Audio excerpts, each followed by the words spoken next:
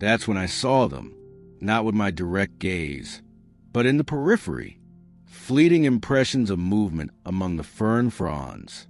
Small, agile shapes the color of moss and bark. A feeling, not a sound, pressed into my mind. Asterisk, you are looking, but you do not see. You listen, but you do not hear. Asterisk. I sat down, my back against a great oak, and did the only thing that felt right. I closed my eyes. I let go of the need to investigate, to document, to prove. I just was. I listened to the forest not as a collection of sounds, but as a living breath. I felt the age and the roots beneath me. When I opened my eyes, the clearing was unchanged, but the feeling of being lost had vanished. A clear, narrow path, one I swear hadn't been there moments before, led from the stone circle into the woods.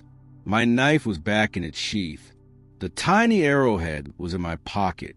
I followed the path, and within an hour, I was back on a familiar trail, my GPS chirping normally. I had no photographs, no recordings, just the arrowhead and a memory that defied every logical bone in my body.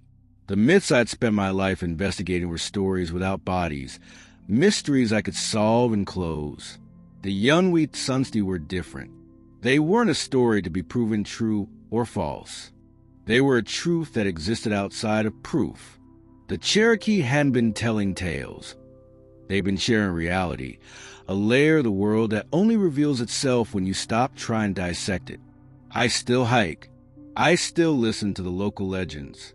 But I no longer hunt for evidence to debunk them. Now, I listen for the truth within them. Sometimes, in the deep quiet of the mountains, I'll place a small shiny pebble or a piece of honeycomb on a mossy log. A thank you, an acknowledgement. And sometimes, when the light is just right, I'll catch a flicker of movement from the corner of my eye, and a feeling of quiet, ancient amusement will drift on the wind. The greatest mystery I ever solved was learning that some mysteries are not meant to be solved at all, only respected.